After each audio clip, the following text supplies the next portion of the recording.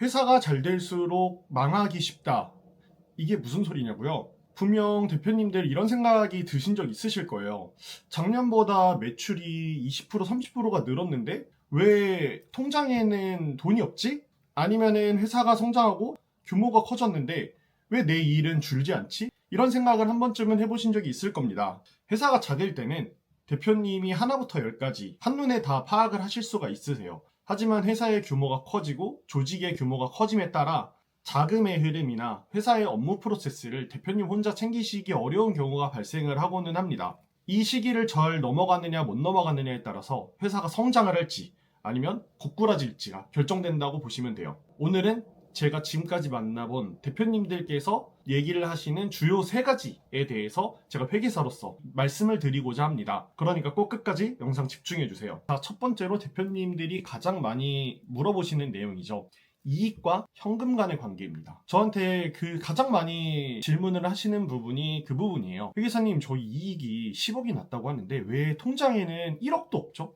이런 경우들이 많은데 이건 바로 회계와 현금 간의 시차 때문입니다. 일반적으로 대표님들의 매출이 발생을 하고 짧게는 한 달, 길게는 서너 달에서 6개월까지도 매출의 대금이 정산이 되지 않을 수도 있습니다. 하지만 매입 대금의 지급은 이야기가 다르죠. 저희가 당장 다음 달에 팔아야 하는 재고자산을 매입을 하기 위해서는 규모가 작은 업체들의 경우에는 일반적으로는 매입처에서 돈을 먼저 줘야 물건을 주겠다라고 하는 경우도 있고, 아니면 매입 대금은 15일 이내에 결제를 하라 이런 경우도 있기 때문에 내가 이번 달에 판 돈은 한 달 있다 들어오는데 당장 다음 달 물건을 판매하기 위해서 지급해야 될 돈은 그 다음 달 15일 이내에 줘야 되는 이런 상황이 발생을 할 수가 있습니다. 대금을 지급하지 못하거나 임금을 지급을 하지 못하는 상황이 발생을 할 수가 있어요. 이런 것을 회계적으로 아니면 이제 시사용어로 흑자도산이라고 합니다. 흑자도산은 말 그대로 이익이 나는데 회사가 망하는 경우를 의미를 해요. 이를 방지하기 위해서는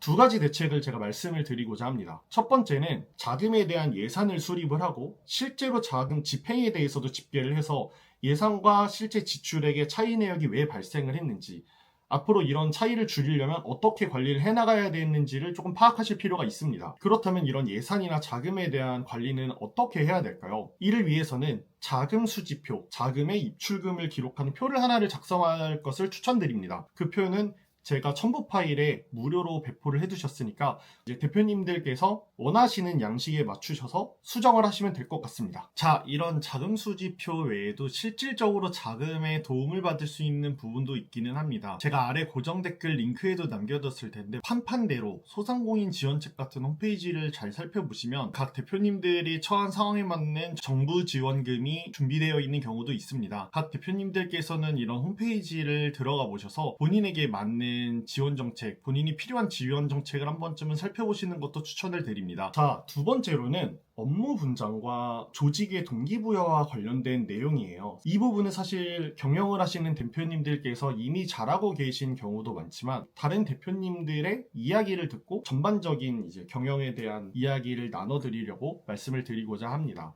대표님들 중에 그러신 경우가 굉장히 많았어요. 실제로 제가 만났던 대표님 한 분도 이렇게 말씀을 하시더라고요. 회계사님, 저는 처음에 제가 회사에 대해서 가장 잘 알고 직원을 뽑아도 사실 그냥 제가 처음부터 다 하려고 했어요.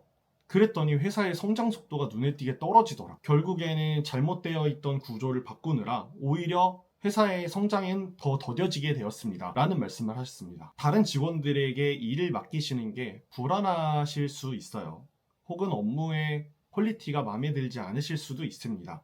하지만 사업은 기회비용의 연속이라는 것을 생각을 하셔야 됩니다. 회사의 성장에 쓰여야 할 대표님들의 에너지와 시간이 사후적인 관리에 쓰이면 오히려 회사에는 그게 안 좋은 영향을 미칠 수 있습니다. 다만 여기서 정말 중요한 사실이 하나가 있습니다. 직원을 뽑아서 업무를 나눠주실 때 이거 하나는 반드시 명심하셔야 됩니다. 절대로 자금 업무와 회계 업무를 동시에 맡기지는 마세요. 가장 먼저 자금의 문제가 발생하는 포인트가 바로 회계와 자금을 동시에 한 사람이 수행을 하는 겁니다. 어쩔 수 없이 규모가 작은 회사에서는 한 사람의 직원이 자금과 회계를 동시에 맡을 수 있는 경우가 있어요.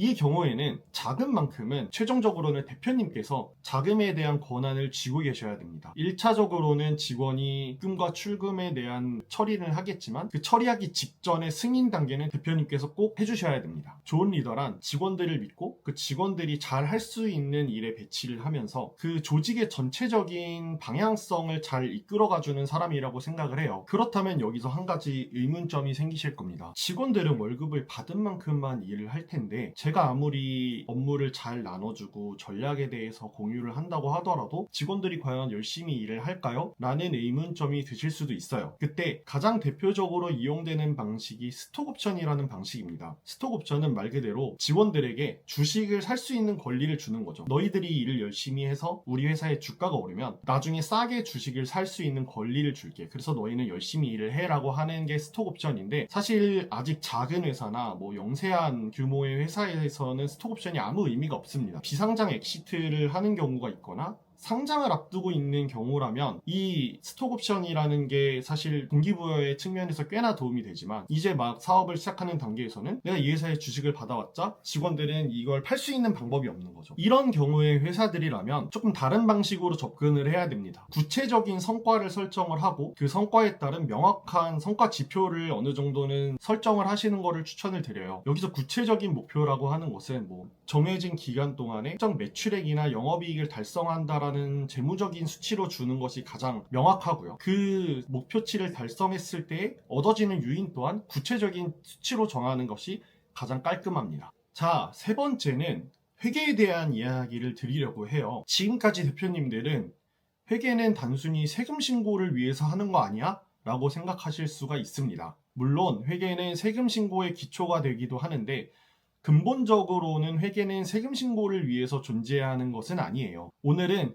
세금의 측면보다는 그냥 그 회계 그 자체에 대해 이야기를 해보고자 합니다. 사실 회계는 기업의 경영 활동을 숫자로 옮겨놓은 거라고 생각을 하시면 됩니다. 기업이 성장하게 되면 기업의 영업 활동도 당연히 더 복잡해지고요. 거래처도 많아지고 매출도 늘어나고 돈을 지출하는 부분에서도 예전과는 많이 달라지게 됩니다. 이때 회계가 제대로 세팅이 되어 있지 않다면 나중에 아주 큰 곤욕을 치를 수가 있습니다. 대표적으로는 이런 문제점이 발생을 할 수가 있습니다. 첫 번째로는 제품의 원가율을 제대로 계산하지 못하고 있으실 수가 있어요. 이커머스를 하시는 대표님들께서는 로아스라는 방식으로 제품별 마케팅 효율을 계산을 하거나 이익률을 계산을 하시는 경우가 있으실 텐데요. 사실 이러한 데이터는 정확한 회계가 집계되지 않는다면 잘못된 결과를 일으킬 수 있는 것이죠. 회계는 이렇게 특정 제품의 원가 그리고 마케팅 효율, 이익률 이런 것을 분석하는 데 아주 기초적인 정보를 제공을 합니다. 추가적으로는 추가적인 인력이 필요한지 이 인력을 채용을 했을 때 우리는 매출이 얼마 더 증가를 해야 되는지 성장을 위한 신사업 투자 같은 의사결정에도 아주 기초적인 정보를 제공을 하게 됩니다. 두 번째로는 조금 먼 이야기일 수도 있는데 이제 엑시트나 IPO, 상장이라고 하죠. 상장을 하는 단계에 이르렀을 때 문제가 되는 경우가 있을 수 있습니다. 실제로 제가 수행을 했던 업무 중에 여성 자파 브랜드의 상장을 위한 용역을 수행을 한 적이 있어요. 근데 그때 문제가 됐던 점이 바로 회계 쪽이었습니다. 제가 회계사로서 회계를 문제를 삼는 것이 아니라 회계는 사실 과거부터 관리되어 있는 이력이 굉장히 중요한데 과거의 담당자가 떠났고 그 회사 내부에는 관련된 정보가 제대로 준비가 되어 있지 않다 보니까 새로 오신 회계팀 부장님도 이 회사의 회계에 대해서 정확하게 파악이 어렵고 저희 용역을 하는 저희 입장에서도 회사의 그 과거의 회계적인 숫자가 어떻게 나왔는지를 알 수가 전혀 없는 상황이었습니다. 그래서 그 회사는 원래 당초에 계획했던 일정보다 많이 미뤄져서 꽤나 어려움을 겪으셨던 적이 있습니다. 이런 상장 케이스가 아니더라도 사실 비상장 기업의 매각을 준비를 하신다면 기본적으로 그분들은 미래의 가치를 현재의 회계를 기준으로 판단을 하는데 과연 이때 이 회계 자료가 믿을 수 있냐 없냐에 따라서 이런 딜이 깨지기도 하는 경우가 있을 수 있습니다. 사실 이러한 회계적인 어려움에 대해 가장 좋은 방법은 회계를 전공한 직원을 쓰는 것인데 사실 비용적으로는 쉽지 않은 부분이 있습니다. 이런 경우에는 회계사를 찾아서 한번 문의를 해보시는 게 좋으시고요. 아니면 세무기장을 대리를 해주시는 세무사분께 요청을 하는 경우도 있을 수 있습니다. 오늘은 회사가 성장하면서 겪을 수 있는 성장통이라고 볼 수 있는 그 세 부분에 대해서 이야기를 나눠보았는데요. 사실 뭐 이 영상을 보시는 대표님들 중에 아직 우리는 저런 이슈가 없는데 나에게는 해당되지 않는 이야기인데 라고 생각을 하실 수도 있는데, 사업이라는 게 1년, 2년 이내에도 급성장을 할 수 있다 보니까 지금부터 미리미리 대비를 하시는 것을 추천을 드립니다. 지금까지 긴 영상 봐주셔서 감사합니다. 다음에 뵙겠습니다.